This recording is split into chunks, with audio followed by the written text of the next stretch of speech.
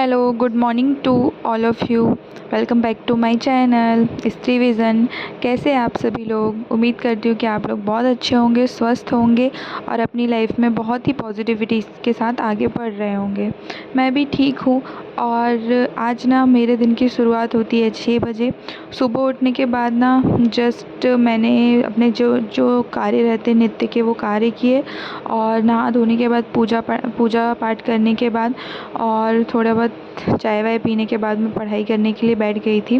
रात में अगर हम जल्दी सो जाते हैं ना तो सुबह नींद आराम से खुल जाती है, और कभी कभी जब रात में हम प्रॉपर नींद नहीं होती है और फिर ना तो सुबह ना बहुत ज़्यादा ज़ोर ज़बरदस्ती करनी पड़ती है अपने आप को उठाने के लिए। और जिस दिन नींद नहीं पूरी हुई रहती है ना, उस दिन मुँह धुलना पड़ता है, ब्रश करना पड़ता है ना। लेकिन मेरे साथ तो ऐसा रहता है कि मैं जो हूँ ना, अपने आप को पूरा का पूरा सुबह उठने के बाद पहला मेरा यही काम रहता है कि नहाना है और पूजा पाठ करनी है, और इसके बाद ही फिर मैं अपने आगे के काम करती हूँ। बहुत कम ऐसा होता है मेरे साथ कि मैं सुबह उठ के नहाना वगैरह अपने नित्य दिनचर्या के काम नहीं करती हूँ। लेकिन क्या है ना, आज ना पता नहीं क्या हो रहा था कि मेरी ना नींद ऐसा लग रहा था कि पूरी नहीं हुई है, क्योंकि क्या हो रहा था ना कि हम लोग ना ससुराल चले गए थे। तो मेरे हस्बैंड की जो तबीयत थी ना, उसकी वजह से क्या हुआ कि मेरा जो पढ़ाई का जो रूटीन था उसमें काफ़ी इफ़ेक्ट हुआ है। तो मेरी बहुत सारी बीच में पढ़ाई भी बहुत कम हुई है, और उसके कारण ना काफ़ी ज़्यादा डिस्टर्बेंस के कारण मेरा ना बीच में सिलेबस भी बहुत ज़्यादा मतलब कंप्लीट नहीं हो पाया है। तो मैंने अब जो मैंने स्टार्ट की है ना पढ़ाई, तो मैं रात रात भर थोड़ा सा 2 बजे 3 बजे तक जग के पढ़ाई कर लेती हूँ। तो इसके कारण ना सुबह थोड़ा सा उठने में लेट हो रही हूँ, 6 साढ़े 6 7 कभी बज ही जाता है। तो इस तरीके से फिर, क्योंकि टाइम अब मेरे पास टाइम नहीं है, मुझे ये समझ में आ गया, क्योंकि एक तो मेरा सिलेबस कंप्लीट नहीं है, दूसरी चीज़ ये है कि मुझे रिवीज़न भी करना है, फिर मुझे मॉक टेस्ट भी देने हैं, फिर मुझे प्रीवियस ईयर क्वेश्चन पेपर्स भी करने हैं। तो बहुत मतलब मेरे पास तो बहुत ही कम टाइम है, और मुझे ना अगर और ये मेरे लिए लास्ट अपॉर्चुनिटी है, इसके बाद बहुत सारी चीज़ें अलग हो जाएंगी मेरे लिए। तो मुझे अपना जी जान मैं सोच रही हूँ कि इसमें पूरा लगा दूँ, और इसी को मैं अपना प्रॉपर टाइम दे के आगे स्टार्ट करूँ, अपनी पढ़ाई अच्छे से जारी रखूँ। इसलिए मैं वीडियोस भी उतना ज़्यादा फ़ोकस नहीं कर पा रही हूँ। आप लोगों को वीडियोस देना है, मुझे पता है कि मुझे आप लोगों को वीडियोस भी देना है, आप लोगों के लिए नोट्स भी करने हैं। तो जैसे जैसे मेरे नोट्स कंप्लीट होते जाएंगे तो मैं नोट्स डालती जाऊंगी। बट अब मेरा जो मेन फ़ोकस है ना, कि मेरा मेन फ़ोकस है कि अब सिर्फ पढ़ाई करनी है, और ये समय हाथ से चला गया ना तो फिर मेरे पास ऐसा है कि बहुत ज़्यादा दिक्कत हो जाएगी मुझे।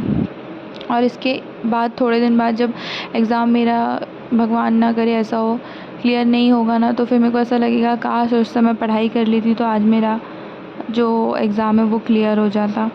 तो मैं ना उसी के लिए फिर मैंने ना बहुत अब सोच समझ के फिर से पढ़ाई को मैंने बिल्कुल कंटिन्यूटी में स्टार्ट करने की काफ़ी कोशिश करी है, और अब मैं बहुत अच्छे से पढ़ाई में लग गई हूँ। तो मेरा जो पुराना जो कोर्स था, मैंने जो मतलब लिया था मतलब, और फिर मैं पढ़ाई वढ़ाई कर रही थी, तो उसके बाद ना जो ये ससुराल में आना जाना वगैरह हुआ और इनकी तबीयत के कारण ना, तो वो 6-7 दिन ना उसके कारण ना मेरा जो पढ़ाई की शेड्यूल में भी जो कंटिन्यूटी में जो डिस्टर्बेंस आया है ना, तो उसका इफ़ेक्ट बहुत ज़्यादा मेरे पढ़ाई पे पड़ा भी है। तो वो सारी चीज़ें ना मैंने जब खोल के देखी ना अपनी बुक, तो वो भूल गई थी। मैं कॉपीज़ वगैरह देख रही थी तो वो भूल गई थी। मेरे को ऐसा लग रहा था कि मेरे को फिर से ज़ीरो से तो स्टार्ट नहीं करना पड़ेगा। ससुराल में भी गई थी तो मैं नोट्स वगैरह तो लेके गई थी, लेकिन पता है ना कि ससुराल में उतना ज़्यादा पढ़ाई हो नहीं पाती है, बहुत ज़्यादा डिस्टर्बेंस रहता है। सभी लोग थे वहाँ पे, पूरा फैमिली था, तो इतना ज़्यादा पढ़ाई नहीं हो पा रही थी। लेकिन फिर भी मैं वो कोशिश कर रही थी पढ़ाई की करने की, कि मेरी जो कंटिन्यूटी है वो टूटे ना, लेकिन हो नहीं पा रहा था मैनेज। तो अब क्या है कि अब मैं मतलब भिलाई आ चुकी हूँ, तो यहाँ पे मेरे हस्बैंड की भी तबीयत अभी ठीक है, उतना ज़्यादा नहीं है। लेकिन आप जब एक हाउसवाइफ़ होते हैं ना, तो आपके ऊपर बहुत सारी ज़िम्मेदारी आ जाती हैं। एज़ अ हाउसवाइफ़ आपको सभी जगह बहुत ज़्यादा मैनेज करके चलना पड़ता है, क्योंकि शादी के बाद पढ़ना ना इतना आसान नहीं होता है। और शादी के बाद पढ़ना तो वो ऐसा है ना कि आपको सारी चीज़ें मैनेज करते हुए ही पढ़ना पड़ता है। तो इसीलिए ना मेरे को थोड़ा सा लगा कि नहीं, कर लेना चाहिए, पढ़ लेना चाहिए थोड़ा सा, और अब कंटिन्यूटी में लाना चाहिए चीज़ों को, है ना। वैसे मुझे इतनी ज़्यादा प्रॉब्लम नहीं है कि नहीं मुझे जॉब लेनी ही है, या ऐसा है कि मैं बिना जॉब किए मेरी लाइफ़ अधूरी रह जाएगी या कुछ चीज़ें इनकम्प्लीट हो जाएंगी, ऐसा कुछ नहीं है। मेरे हस्बैंड जॉब में हैं, मुझे मतलब, लेकिन ऐसा रहता है ना कभी कभी कि आपकी भी एक सेल्फ़ रिस्पेक्ट होती है, कि आपको भी कुछ ऐसा लगता है कि आप एक घर में सिर्फ हाउस वाइफ बन के ना रहें, आप भी ऐसा कुछ करके दिखाएं जो, हाँ, कि आप डिज़र्व करते हैं और आप कुछ अच्छा कर सकते हैं। तो खुद भी अगर आपको अच्छा करना है तो आपको अपने अंदर चेंजेस लाने पड़ेंगे, है ना। रातों रात चीज़ें अपने आप बदलेंगी नहीं, हर चीज़ में टाइम लगता है। अगर हम बिना संघर्ष के कोई कहीं नहीं पहुंचता है, तो किसी ना किसी चीज़ के लिए कहीं ना कहीं पर हमें संघर्ष करना ही पड़ता है। संघर्ष के तरीके जो रहते हैं ना, सबके अलग अलग होते हैं। लाइफ में प्रॉब्लम्स ना आए ऐसा तो हो ही नहीं सकता। हर इंसान की लाइफ में कोई ना कोई प्रॉब्लम होती ही है और प्रॉब्लम आती ही है, और प्रॉब्लम्स इसीलिए आती है कि वो हमें मजबूत बनाती हैं। हम इन सारी सिचुएशन से, सारी प्रॉब्लम से कैसे बाहर निकलते हैं, कोई बहाना बना के बाहर निकलता है, तो कोई उसको टाल देता है, और कोई उस प्रॉब्लम को लड़कर उससे बाहर निकलता है। तो ये अनुभव ही होते हैं, और हमारा जो जीवन है ना, ये संघर्ष की ही कहानी है। तो कहते हैं ना कि मनुष्य का जीवन एक संघर्ष है जो ज़िंदगी भर चलता रहता है, और जो हमारी इच्छाएं हैं ना वो भी ज़िंदगी भर रहती हैं। और कहते हैं ना कि जो चीज़ मिल जाती है तो उसकी हमें कदर नहीं होती है, और जो चीज़ नहीं मिली होती है इंसान को उस चीज़ की कदर होती है।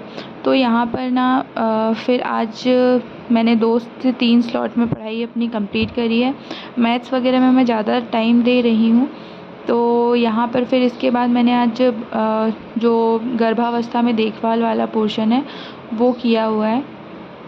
तो आज के ब्लॉग में बस इतना ही बोलूँगी मैं, और लास्ट में मैंने थोड़ी बहुत क्लिप ऐड करने की कोशिश करी है, वो आज नहीं कर पाई मैं। तो इसके नेक्स्ट ब्लॉग में मैं वो क्लिप्स जो पढ़ाई की है नोट्स वाले, वो मैं अपलोड कर दूँगी। तो अगर आप लोग को मेरा ब्लॉग अच्छा लग रहा है और आप लोग चाहते हैं कि मैं आप लोग को नोट्स प्रोवाइड करूँ, तो प्लीज़ कमेंट करके ज़रूर बताइएगा। और ऑल द बेस्ट आप सभी लोगों को। प्लीज़ अगर ब्लॉग अच्छा लगे तो लाइक एंड सब्सक्राइब ज़रूर करिएगा, और चैनल को शेयर ज़रूर कर दीजिएगा।